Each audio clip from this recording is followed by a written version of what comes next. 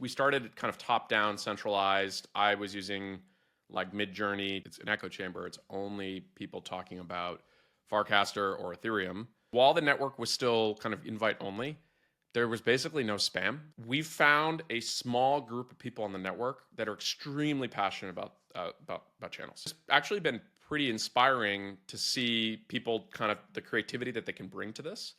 And I think one thing that's been challenging for us is we've never quite figured out how to make this a replicable playbook.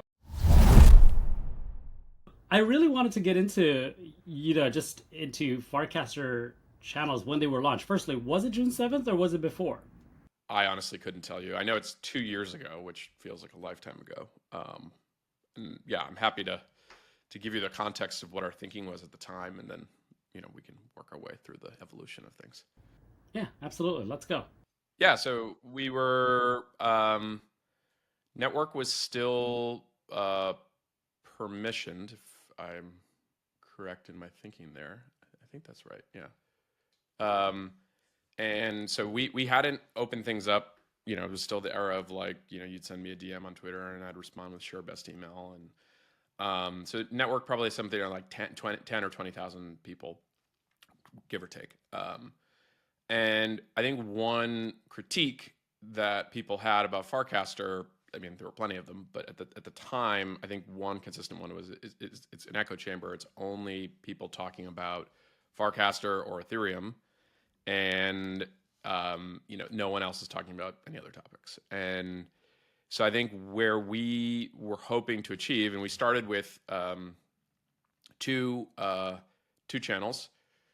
One was for Farcon, and then the other, actually, there were like three in a short period. It was Purple, which was this kind of community organized DAO at the time on Farcaster, and then the second one was Farcon, which was the original one in Boston, organized by Grin and Cameron. And then the third was we did a game 5 of the NBA Finals. And we were just trying to encourage people to talk about like a topic that wasn't necessarily whatever the monoculture was. Granted, if you think about like Purple and Farcon are both kind of Farcaster oriented topics, but it was kind of like a natural extension of like, okay, there's a group of people who want to talk about a specific topic. Like, can we do that? And it ended up working out pretty well. To the point where in July, we ended up launching a bunch more. And we started kind of top-down, centralized. I was using like Mid-Journey to create like very simple icons, which if you look at some of them now, they're like comically bad. But that was the state of like the kind of image generation AI technology at the time. But like books, they all have a distinct thing where it's like they had like a solid color background, and then kind of whatever the icon. Some of the city ones have some like San Francisco and New York, and so we added a bunch over the course of July and August, and things were working pretty well with them. But I think the big thing that we weren't anticipating is while the network was still kind of invite only, there was basically no spam. So these things were kind of like anyone could participate in them. They were kind of this like idealized version of hashtags. You could go to a page and be like, oh, actually the LA or New York page has like good recommendations, or I kind of have a sense of what's going on for a relatively small community. We opened the network up later in the fall, and I think quickly channels became overrun with there's a variety of different things going on. There's like outright spam, and there's some people who basically kind of like maybe a little enthusiastic about joining the network and are not kind of like taking the time to understand norms or whatever. And I think channels kind of like quickly needed some level of moderation. So we started to kind of like add that. And then we got into kind of this mode where we basically were like, okay, let's find channel leads, like people who can actually kind of like garden these communities. And I think that's where the primitive started to move from what is more or less like a simplified or nice version of a hashtag to this kind of a community primitive, which I think we've since done 2 other big iterations. But what's interesting about channels is, and I'll kind of wrap it up here, and we can go to the next question, is we found a small group of people on the network that are extremely passionate about channels, and they've built like phenomenally interesting and unique and varied things using this what I think is a pretty rudimentary organizational tool, and the tools have gotten a little more sophisticated over time, but for the most part it's pretty simple. And so it's just actually been pretty inspiring to see people kind of the creativity that they can bring to this. And I think one thing that's been challenging for us is we've never quite figured out how to make this a replicable playbook. It's like, how do we get more, you know, Humpties and Peaches and all the different people who have like kind of like built real communities with channels. Like, how do we build this into the product so that if you're relatively new to Farcaster or you hear about it, you either are seamlessly kind of like figuring out what communities that get you interested, and then more importantly, I think for us, which we've never really figured out, is how do we get the next 100 or 1,000 channel creators? Because I really think running a community, creator is not even honestly the right term in my view. It's entrepreneur, right? Like running a community, and I have a sense for this because if you think about like Farcaster is itself like a big meta channel, like it requires a lot of work and kind of you are this like quasi politician and entrepreneur, and so that is kind of the state of where we are. But I think like the humble origins were very much in a, hey, can we get people to talk about different topics on Farcaster? And at this point, I think there are something like 14,000 channels. I mean, most of them, just like Reddit, don't have a ton of activity or they kind of are dormant. But there are, a set, that top 1% or top 5% that do definitely have people participating. And yeah. Well, I was just gonna say, Dan, I mean, to the extent we're trying to add a lot more texture to the platform through channels, you guys have definitely succeeded. I think, it might get harder and harder or I don't want to say harder, but, for new ideas to spring up, but like general topics that everyone tends to be at least somewhat interested in. You have, politics, you have sports, that people regularly check in. I feel like those are, people naturally gravitate towards those. And as I would think too, like as a new user, when you come first land on Farcaster, it might be nice to know, oh, these are the main pockets that, if I'm interested in philosophy or I'm interested in books, like those are the places that I can land first and find my people first before I spread out. So I definitely think you guys have succeeded on this. So tell us a little bit more about how you see channels going from here. I know there's been some interest, there's been some community discussions about how you guys should implement moving forward. Yeah, so very much active discussions. I actually created a group this week with a bunch of people who responded to a cast that I had. Um, I, I think what's been challenging for us with channels is if we start with the overall priority for what we as the kind of like core Farcaster team are trying to optimize for, we are trying to focus on new user growth and getting more people to sign up for Farcaster and then stick around. So it's kind of like a 1-2. It's like they need to hear about Farcaster, or it's actually 3 steps. Hear about Farcaster and be excited enough to sign up, and then get to an experience in literally like the first minute after signing up that is going to be compelling enough that they may come back the next day and the next day and the next day. And that's how social networks grow, right? Like user retention is the thing to focus on. And I think what's challenging is to date, we haven't been able to, and this is not for lack of trying, I've spent more time on channels than any other feature, figure out how to tie channels into that loop. So we've tried channels as part of kind of like the recommended feed for onboarding. We've tried invite your friend to Farcaster and then include a membership to the channel with it. So there've been a bunch of different iterations, and it's not to say that there's like one more iteration we could do that could suddenly make it work, but I think where it's been tricky is if we actually talk to new users, channels are just a very confusing concept because it's like this app feels very much like Twitter. So people have a preconceived notion of what the app should be like. It's like, oh, I just post and great, like I get distribution or whatever. But channels are this like Reddit thing, and now there's membership, and like each one is different, and some feel like topics, which like, okay, should I be able to post in food? Sure. But if you have a very specific community that's like, you need to buy the NFT here, and this is the set of norms and rules that we have, the same primitive doing both is actually probably pretty confusing for people. Because if they anchor towards their topics, then I should be able to post in anyone that I want. Or if they're communities, then it's actually, no, it's probably more proof of work based, because a good community isn't just necessarily open out of the gate to everyone. It's like you assimilate into the community a bit, right? And so I think that's been a bit tricky for us.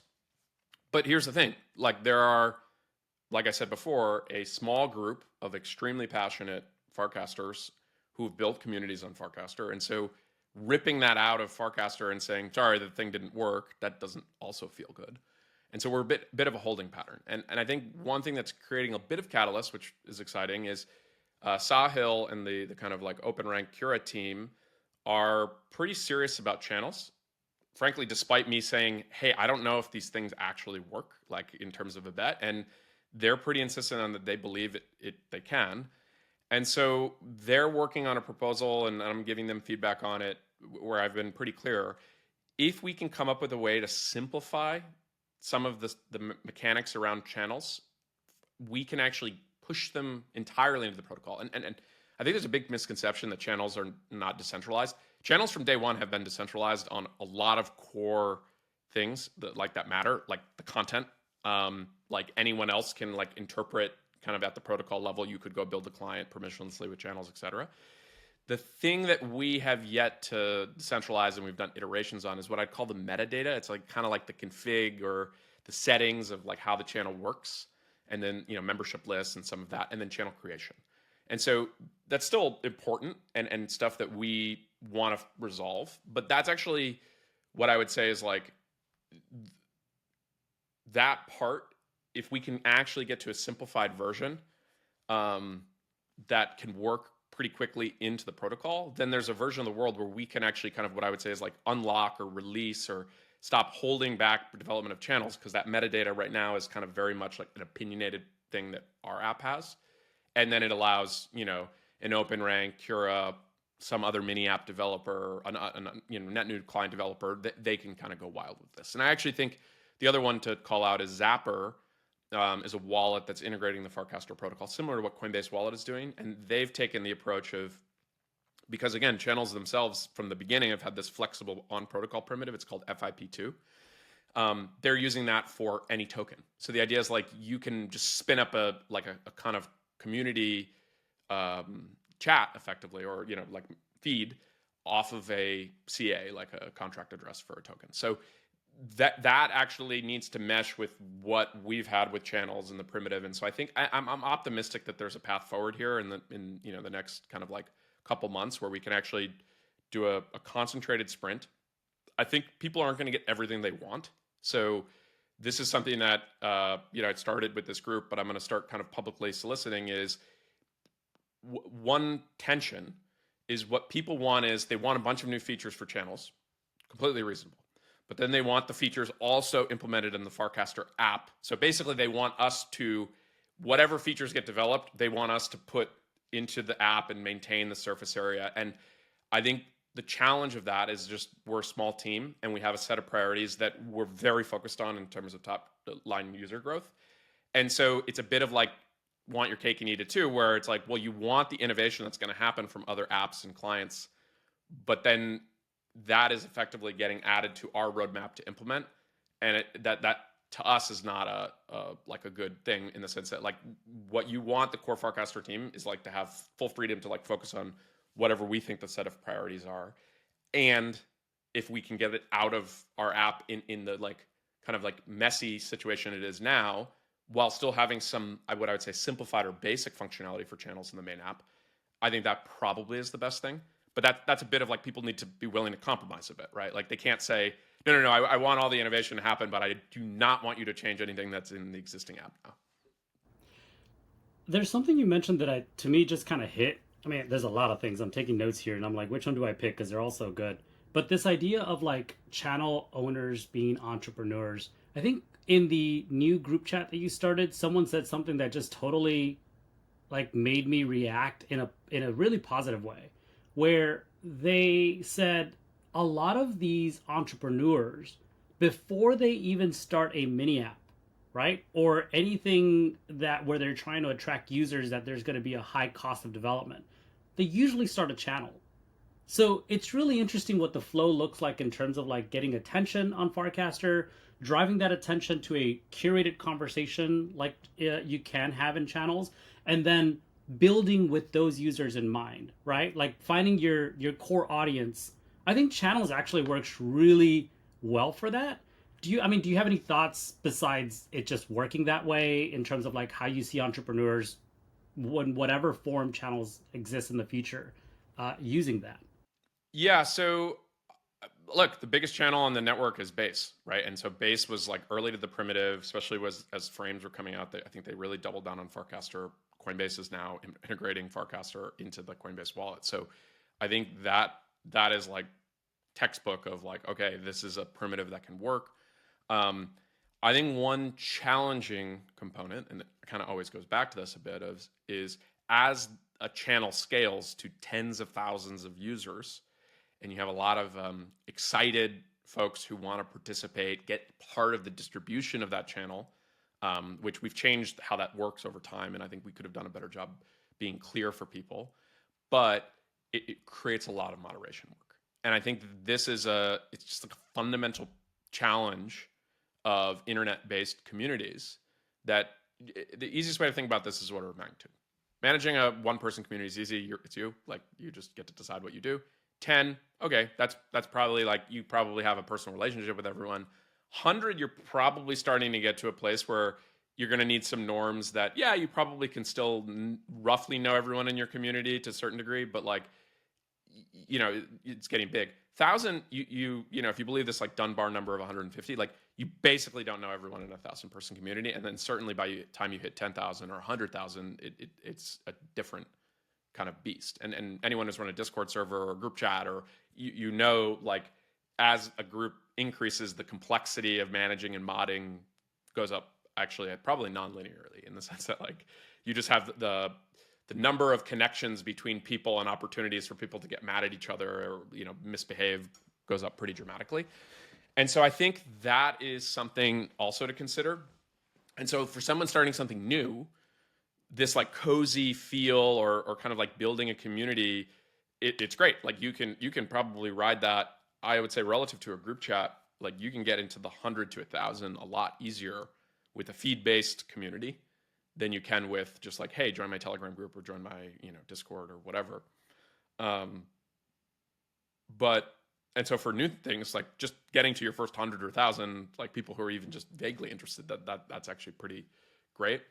But I do think that the challenge is as things scale, you just going back to this like nonlinear like amount of work required to manage, and I don't think we've cracked that. And there have been tools, and Automod was an amazing thing by JT GI for a while, and then kind of we're changing the direction. And reasonably, he's like, hey, I don't know if I want to keep investing in this.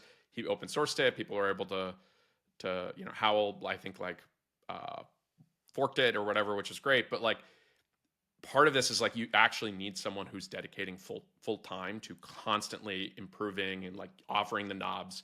It's a rare instance where with channel like entrepreneurs, owners, mods, you actually want as many knobs as possible because everyone has a slightly different point of view. And I think it's actually a pretty opposed to how we've traditionally built things, because our focus is almost always solve for the default, like make it easy for the average user, fewer knobs, like just like get the right choice. And so I think it actually makes a lot of sense in a world where something like Cura that is dedicated to channels and community management is going to have maybe a different product philosophy that will actually satisfy people who are trying to build community with channels. And so I think that is, in an optimistic view, like that's why I want to get to a nice resolution where we've simplified it in the Farcaster app. That's really about providing you distribution, which I actually think is useful for people to grow things. But like the power features, the things that you really care about for your core community, probably should live in a slightly different, kind of UI, UX, different app. And the beauty of Farcaster is like you can simultaneously use both, right? I wonder if. Oh, sorry, Russ. I'm just going to ask a question here because you've kind of touched on it. If you could speak on the difference between decentralized and on chain, because I think it's decentralized at the protocol level, but it doesn't mean that it's on chain. So it's, I think on Farcaster at least, if I'm not mistaken, the only thing that's on chain are the FIDs, right? Would you say that in the future channels will be on chain or decentralized? Yeah, so the way to think about it is just because it's on chain doesn't mean it's decentralized, and just because it's decentralized, um, you know, like uh, that it. Well, I actually think decentralized is like a broader category, like actually in the sense that like it is, you can have things that are decentralized that are not on chain, like Blue Sky, Mastodon. That is a decentralized architecture for a social network that has nothing to do with blockchain. Um, and so the way I think about it is FIDs, as you point out, the kind of core identity primitive under the hood for Farcaster users is the thing that's on chain, and that there's like actually a specific set of properties that's really nice about a blockchain that allows you to kind of have sovereign control over like the core identity primitive for yourself. You can have kind of the recovery process, all this stuff that we've kind of tried to abstract away from most users. You can actually go do that. So that's, I think, pretty powerful. I suspect that there's a version of channels. You could just think of it as like, FID is Farcaster ID, CID, right? Like a channel ID. And then this actually would solve some of the issues. Like people have wanted to rename their channel. Well, the way the channels work now is like they were pretty simply implemented. And like having a CID would allow you to say, oh, in the same way that you can change your Farcaster username or swap in your ENS, you could do the same thing for a channel, right? Because instead of following the username, you're actually following like this kind of like ID number. Again, all this is like esoteric at the protocol level, but it's important because it allows for that kind of flexibility. And so I think that's like one basic example. I do think over the medium term, and this is not just for channels, but I think more broadly, um, L2s have basically gotten ridiculously cheap. And I think that there's probably more stuff that we can slowly kind of either mirror or move out of the protocol, or not move out of the protocol, or shift where it exists. I don't know if it's a priority or if it like, sounds good. And then the reality is like Snapchain actually can just do this really well. And like Snapchain itself is, completely decentralized in the sense of like read access and ability to kind of participate in it. And so I think, I think this has actually always been a point of contention from like the beginning of like Farcaster is actually not decentralized because it's not on chain. And it's like, okay, there are crypto social network protocols that are entirely on chain, yet they don't have any users. And so it's like, who cares? Like it's a science experiment at that point. So I think a bit of like what we are trying to do is be as pragmatic as possible. And it's much faster to not put stuff on chain because once stuff is on chain, it just takes a long time to iterate. And then similarly, once stuff is in Snapchain, it takes a long time to iterate. Thus, why channels have stuck around as like kind of this thing in the Farcaster app, because it allowed us when we were spending more time on it to change things pretty easily on our end. But I do think it's getting to the point where it's like we need to make a call here, and it's not a unilateral call. It's not a sudden call. It's a like get a bunch of input from people, make sure those folks can offer their point of view, but also get to a place where people are probably not going to get 100% of what they want. But if we all agree that, hey, we're gonna kind of move forward in this direction and simplify certain things, but allow for kind of permissionless innovation within other clients, I think that's probably the right compromise. This idea that when you were talking about how people want to be specific, they want to have different knobs. I think of this idea that with interesting products, they tend to be easy to navigate, but capable of being mastered. And with Farcaster now being both the name of the app and the protocol, that really offers this ability, right? You guys can innovate on both levels. You can make the user interface easy to navigate, but you can open up possibilities on the protocol level for other people to master and for other people to kind of present it in any kind of way they want. And so that is awesome for Farcaster. But I wanted to loop back. I know we have just 2 more minutes here, but to loop back on just one more point when you said earlier about aligning the interests of Farcaster, maybe talking about the user interface and attracting more users, and aligning that with making sure that as soon as the users get onboarded, there is a textured tapestry of content that they can get, that they can grasp onto, so that they can be sticky. Um, if not for channels, as of like 2 months ago, maybe if we were thinking about leaning away from channels, how would we otherwise have solved that to make the feed a little bit more diverse and maybe personalized? Yeah, so we were constantly running experiments with our algo, which I think has like a lot of baggage with that word. The the way to think about it though is AI is actually, you know, it's obviously amazing and it's done all this stuff. But traditionally, the LLM world really actually didn't improve like feed technology. Like that's actually a different branch of AI. It's machine learning. Like what powers the TikTok algo or Meta's algos. Um, but that's changing because LLMs are actually getting so smart and so smart. Put quotes on that and cheap, right? So DeepSeek and like if you think about it, like okay, we now have O3 on ChatGPT, like 4.0 a year ago was blowing people's minds. That price per query is going way down. So one thing we're doing, we're actually experimenting with this in trending topics. So we're working on getting better at this. Like we had 4 different trending topics yesterday. I think it was like whatever the showdown that was happening on X, the Switch 2, Circle IPO, and then NBA Finals, right? That was all just auto categorized. It actually didn't take anything from channels. And that's just an LLM kind of going through, cast that gets some level of engagement. We basically, you can think of it as just like we ask an LLM, we feed it the entire cast, including an image, and say, what's this about? Give us 5 keywords. It's an oversimplified version of that. And what's important is so much of what a cast is 2 things that I think are tricky traditionally, or same thing with a tweet, is one, you have an image, right? So like traditionally, like the ML like only can really look at the text and it's not going to be able to look at an image, whereas you can actually you can have the LLM like look at it and it does visual recognition, then it can like connect the image to the text, right? And then the second is a lot of what a tweet or a cast has is there's a lot of like subcontext that you and I, because we're like online and we've read a bunch of other things, like you can kind of like roughly know, oh, this is in like subtle reference to the meta.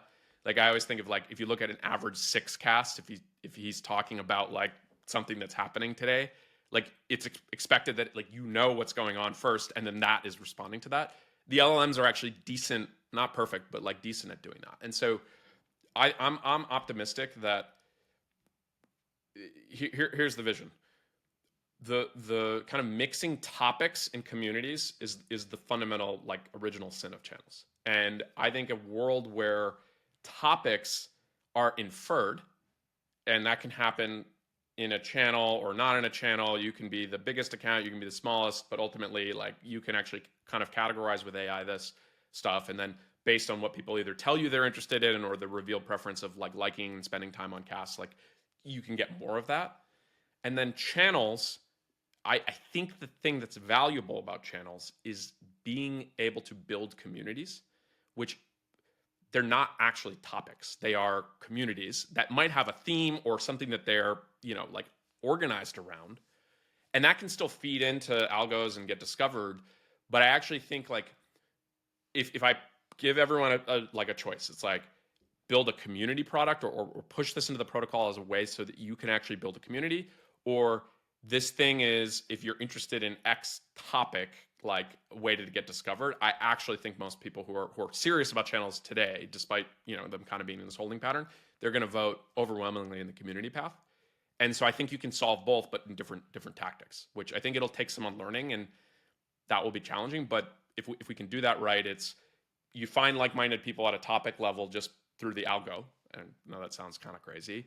And then when you find those people and you want to go deeper and you actually are looking for the human interaction on that, right? Imagine if you have a like gardening, right? Ted, you can stay on, Ted. Like I'm just finishing up.